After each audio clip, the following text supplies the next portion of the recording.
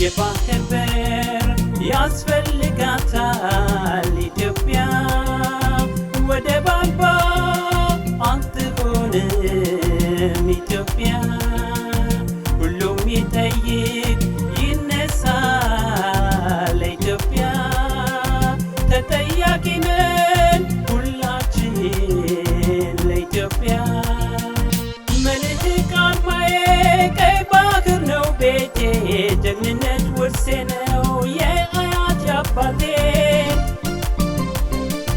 ቃል ኪዳን የላድስ ዳግም ለሀገሬ ጀግናው መርከበኛ ለእኛ ይበገሬ። በጣም ጦርነት የናፈቁ ሰዎች በቀደም አንስተን ነበር ስናወራ ነበር። በኢትዮጵያና በኤርትራ መካከል ጦርነት እንዲነሳ በጣም የሚፈልጉ ከዛም ከዚህም አሉ። እርግጥ ነው ኢትዮጵያ የቀይ ባህር አክሰስን ለማግኘት ጥያቄዎችን በሰላማዊ መንገድ አቅርባ ነበር። ጠቅላይ ሚኒስትሩ ኦልሞስት ከ2 ዓመት በፊት ጀምሮ ቤተ መንግስት ከገባበት ጊዜ ጀምሮ እኛ ስንሰማም ሳንሰማም ኢትዮጵያ የባህር በር እንዲኖራት ከፍተኛውን እንቅስቃሴ ሲያደርግ ነበር።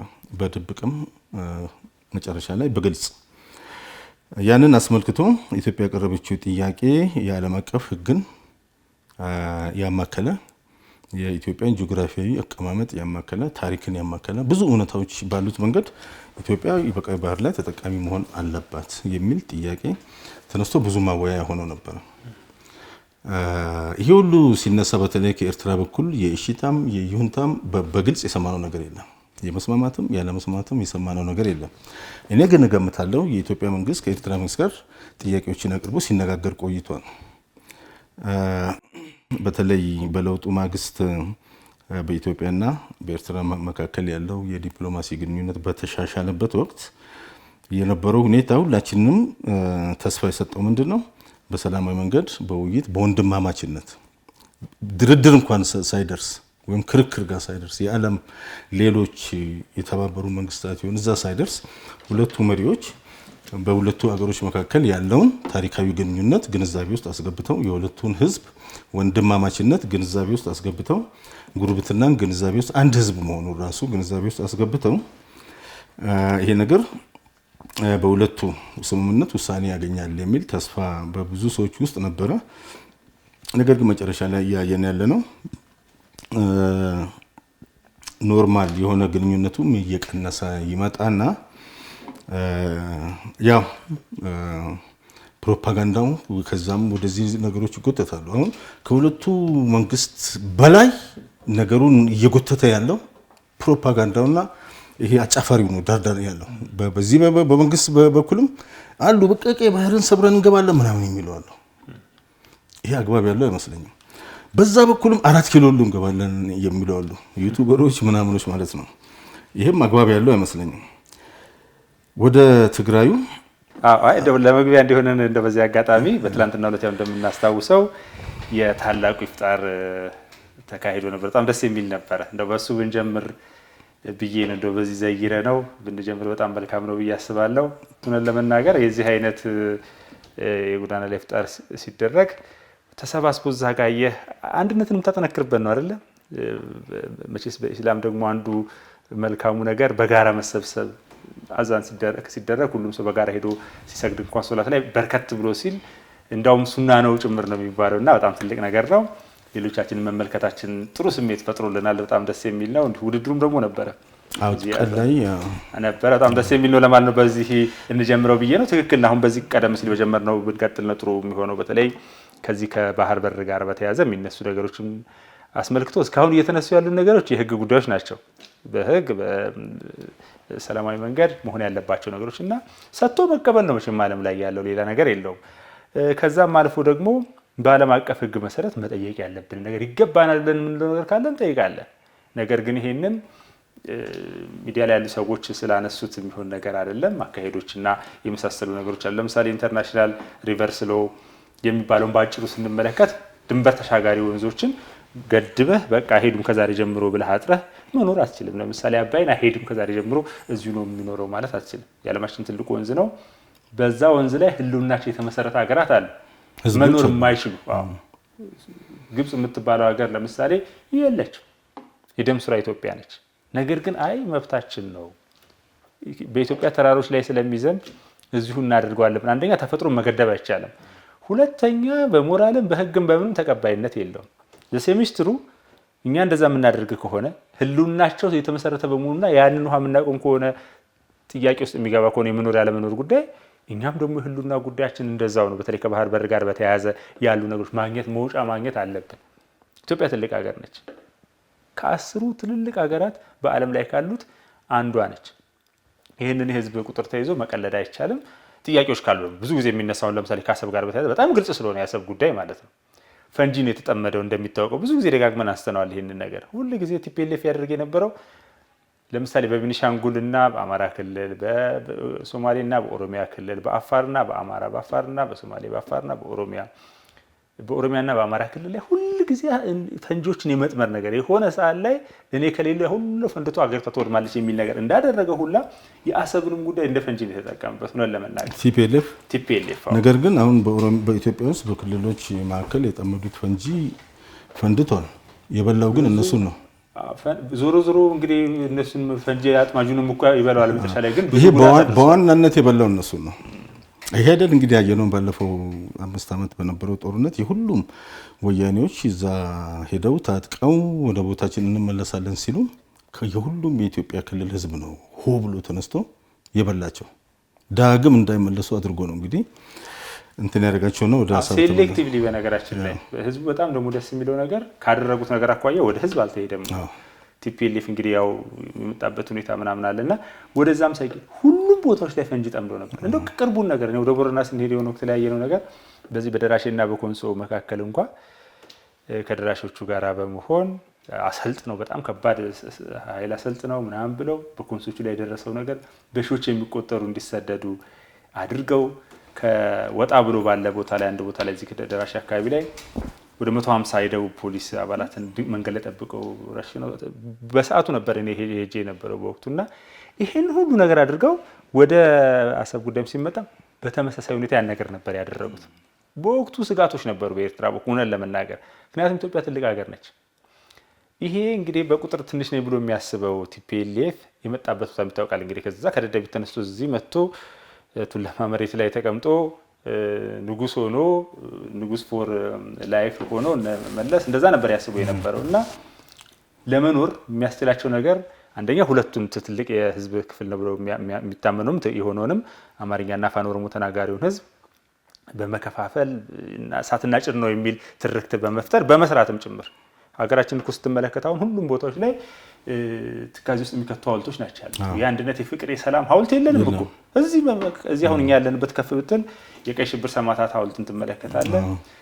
በሐውልት በቃ በሰማዕታት ሐውልት በምን ሐውልት ትግራይ ስትሄድ ትግራይን አውቀዋለሁ እኔ እንግዲህ ለብዙ ጊዜያት መቀሌ ከተማ ላይ ያለው ነገር ትመለከት ሐውዜን አደባባይ የሚባል አጽሙን ምናምን ትመለከታለህ። ሐውልት ሄደህ ስትመለከት እንደዚህ ሰዎች እንትን ያሉበት ነው። እዛው ደግሞ በኋላ ይሄ መዘዘኛው ደግሞ ሻቢያ ደግሞ አይደር አንደኛ ደረጃ ትምህርት ቤት መጥቶ እንደዚሁ እዛም ደግሞ እንደ አይነት ነገሮች አሉ።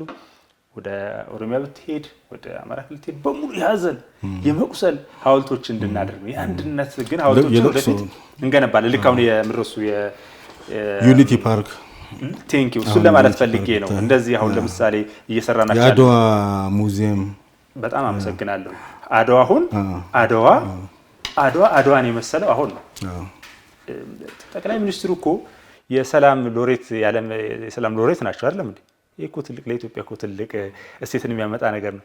የአድዋ ሙዚየም በመገንባቱ ብቻ ራሱን የቻለ የሚያሸልማቸው ነገር ይኖር ነበር፣ ድርጅቶች ቢኖሩ ኖሮ ማለት ነው። ይሄ አመቱ በቆሶ አመቱ ምናምን እንደሚባለው ምክንያቱም አድዋ ምንድን ነው የሚያሳይ የደቡብ ጀግኖች፣ የሰሜን ጀግኖች፣ የምስራቅ ጀግኖች፣ የምዕራብ ጀግኖች መግቢያ በሚል ውስጥ ላይ ደግሞ ምግብ ያበስሉ ከነበሩት እንስት ጀምሮ የብረት ስራዎችን የሚሰሩ ነበሩ። አንጥረኞቹ ሲጠቀሙበት የነበረው ማንኪያ ጀምሮ ሙዚቀኞቹ ያዝማሪ የሚባሉት የሚቀሰቅሱት ሰራዊቱን ሁሉም የነበሩበትን በልኩ የተከፈተ ኢትዮጵያ ማለት ነው። አንድነት የጋራ ሐውልታችን አሁን ከዚህ ከኤርትራ ጋር ተያይዞ ኢትዮጵያ ቅድም አንተም ብለዋል በሰላማዊ በህጋዊ በታሪካዊ መንገድ ነው። ይሄንን ሌላ ደግሞ በሰዋዊ ኢትዮጵያ ውስጥ 130 ሚሊዮን ህዝብ አለ። ይሄ ህዝብ ምናልባት ከጥቂት ዓመት በኋላ 150 ሚሊዮን ይሆናል። ይሄ እንትኑን ስታየው በርዝ ዴቱን ስታየው በ2050 እስከ 200 ሚሊዮን ይደርሳል የሚል እንደዚህ አይነት ዳታዎች አሉ። ያው እና ይሄ ህዝብ እንዲታፍኖ ተከቦ ሊቀር አይገባም። ይሄንን ኢትዮጵያኖች ብቻ አይደለም ደግሞ የሚገርመው የሚሉት የኢትዮጵያ ወዳጅ የሆኑም ያልሆኑም ሀገሮች እስካሁን በኢትዮጵያ የቀይ ባህር አክሰስ ላይ በሚነሳው ጥያቄ ላይ አንድም የተቃወመ አገር አንድም የተቃወመ ሰው የለም በዓለም ላይ። ባይዘው እኮ እየገፉ ነው። እንደው አሁን ለሚዲያ ስለማይሆን በሙያ አጋጣሚ የምናገኛቸው ነገሮች ሁሉ መቼስ ማታወጣቸው ነገሮች አሉ። እኛም እንጂ እኮ ለምን ተሽገፋ አታደርጉትም ይባላል እኮ ባስበኩ በደንብ እኔ መረጃው አለ ከኮንግረስ አካባቢ ምናምን ብዙ መረጃዎች አሉና ትንሽ ገፋ አድርጉት ነው። ለምሳሌ እኮ ኤርትራ የሃኒሽ ደሴትን ይዛ ነበር የወቅት ላይ ያዘች ወደ ዓለም አቀፍ ፍርድ ቤት እንደተሄደው ከዛ አልተወሰነላትም። በርግጥ ይገባኛል ብላ ስላሰበች ሊገባት የሚችል ይሆናል።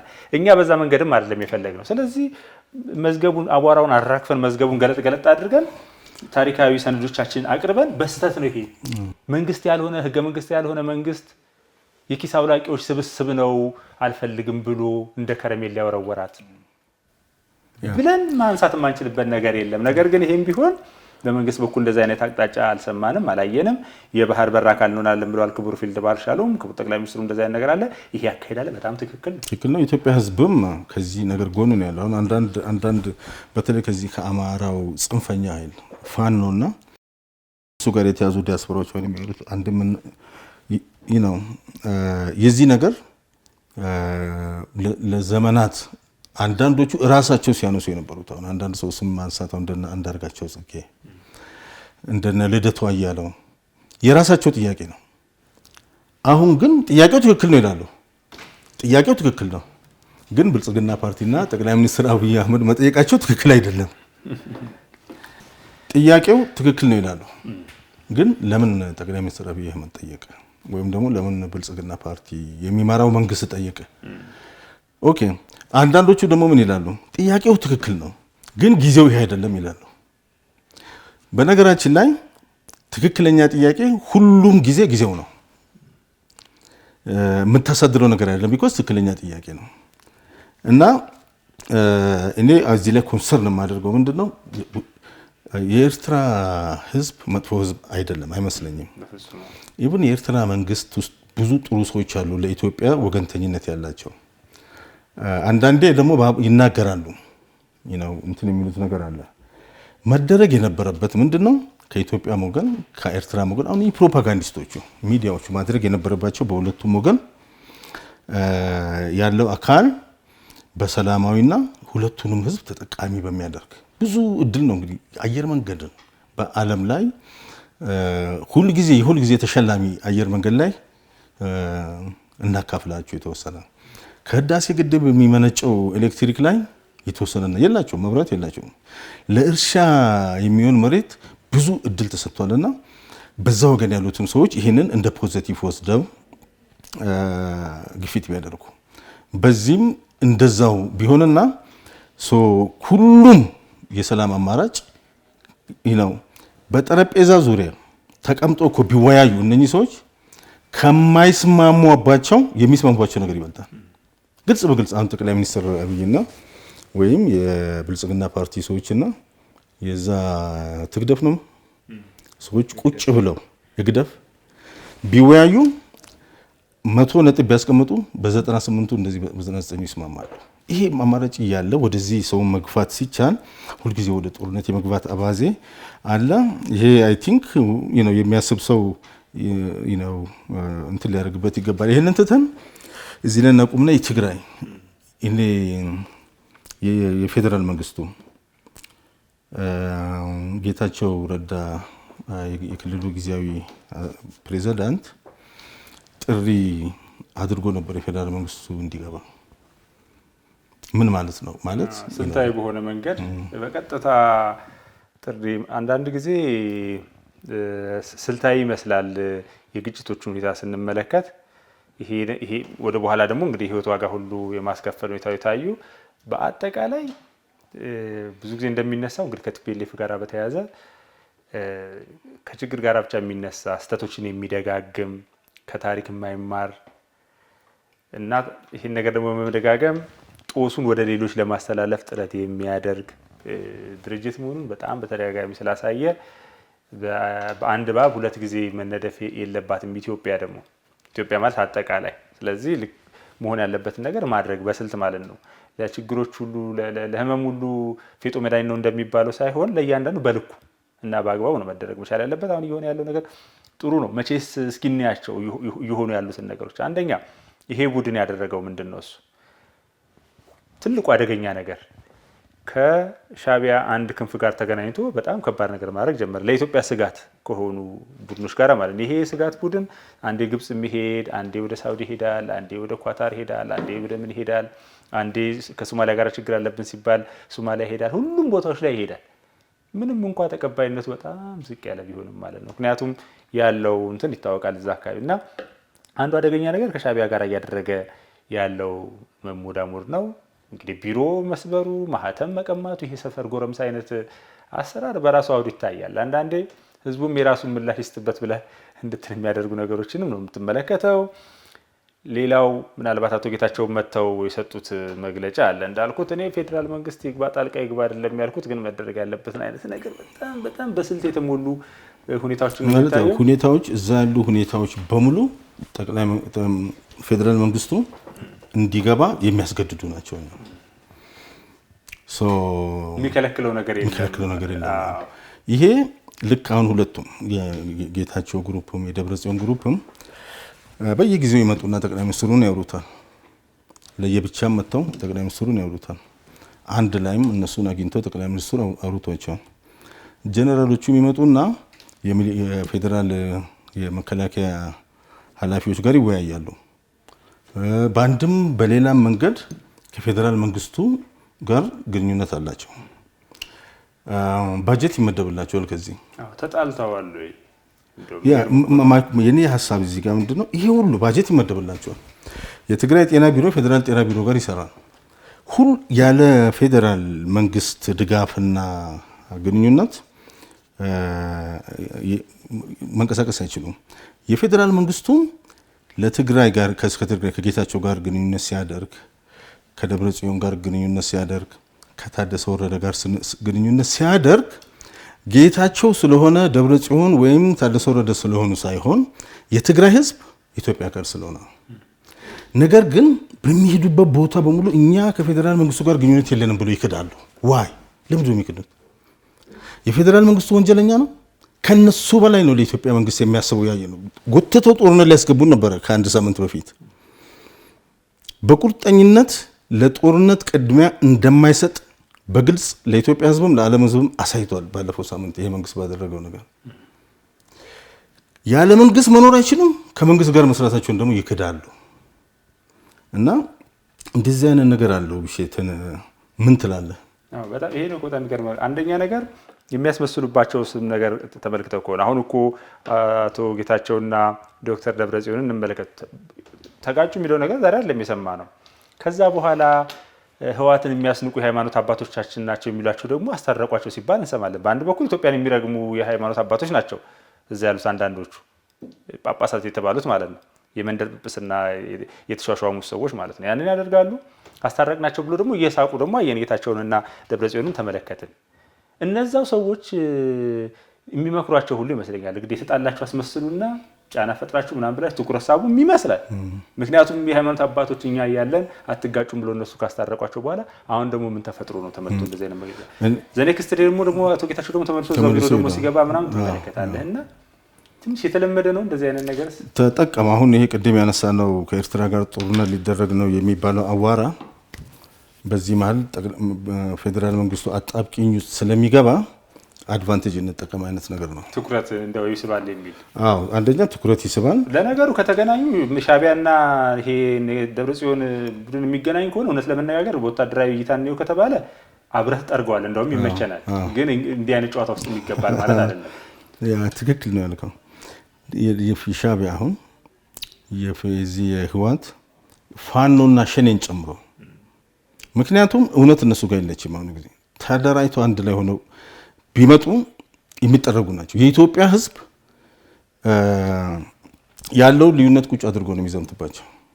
የሻዕቢያ ከዛ ጋር ያላቸው ገመድ በጥሰው በኢትዮጵያ ውስጥ ባለ ችግር ላይ እኔ አሁን ስናይ የነበረው ነገር ምንድነው? አሁን ባለፈው ሳምንት የሀገራዊ ምክክር ኮሚሽን ሰዎችና የአማራ ክልል አስተዳደር ለፋኖ ለሚባሉት ጥሪ አቅርበው ነበር። እምቢ ነው ያሉት።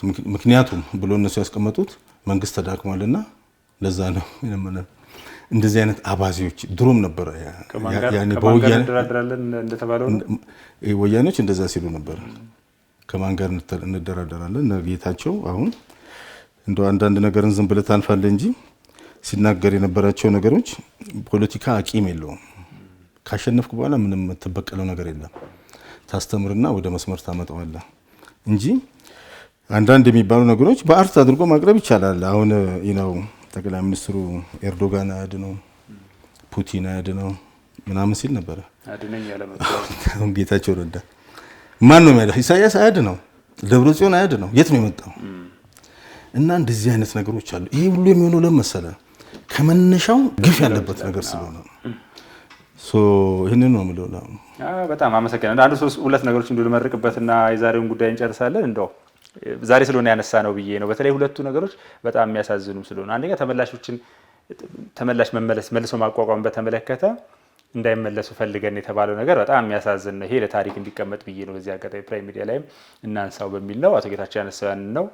መልሶ ማቋቋም ይቻል ነበር። ነገር ግን መልሰን የምናቋቁማቸው ከሆነ ወደ ቦታቸው የሚመለስ ከሆነ በፌዴራል መንግስት በኩል ፈቃደኝነቱም ዝግጁነቱም ነበረ። ነገር ግን አጀንዳ እናጣለን ብለን ነው የፈረድንበት አለ በትግራይ በተፈናቀሉት ላይ። ይሄ እጅግ የሚያሳዝን የሚያሳፍር ታሪክም ህዝብ የሚፈርደው ነገር ነው። ሁለተኛው ከዲዲአር ጋር በተያያዘ ዲዲአር ለህዝቡ ነው ለሰራዊቱ ነው ለዛ በእነሱ ጥጋብ በቲፒኤልኤፍ ጥጋብ መከላከያ ሰራዊት ሰሜን መጥቶ የተፈጠረ ጦስ የወረወርኩት አንካሴ ተመልሶ ለራሴ እንደሚባለው ነው የነሱ ልጆች ያለቁት። ሌላ ኢትዮጵያ ክፍል በውጪ ተወሮ ወይ ምናምን ተብሎ የተደረገ ነገር አይደለም። በጦሰኝነታቸው ነው። ነገር ግን አሁን ከፕሪቶሪያው በኋላ የዲዲአር ጉዳይ በመንግስት በኩል በጣም ጥረት ሲደረግ ነበር። ላለፉት 8 እና 9 ወራት ያንን ስናደናቀፍ ቆይተናል አለ። የሚገርም ነው። ለ9 ወራት ዲዲአር ማደናቀፍ ማለት በሺዎች የሚቆጠር ሰራዊት ተይዞ ይሄን በጣም በታሪክ ፊት መቀመጥ መቻል ያለበት ነውና በጣም ሌሎች በጣም ብዙ ነገሮች አሉ። ይሄ እንደ ተራ አክቲቪስትነት ስራ ነው እየሰሩ ያሉት ታዋይቶ የወንብድና ስራ ነው። አዎ በጎ ነገሮች ሲሰሩ በጎ ነገሮችን ማንሳት ያስወቅሳል ብሎ ሲል ተራ ይሄ ፌስቡከር ሆነዋል ማለት ነው። እነዚህ ነበሩ እንግዲህ ኢትዮጵያን ለ27 ዓመት ቀጥቀጠው የገዟት የሚለውንም ማስታወስ በጣም ይገርማል። በጣም አመሰግናለሁ ብሸት። የተከበራችሁ የፕራይም ሚዲያ አበይት ጉዳይ ተከታታዮች ለዛሬ የነበረን ቆይታ ይህን ይመስላል። በሌላ አርዕስት ደግሞ እንመለሳለን። መልካም ቆይታ።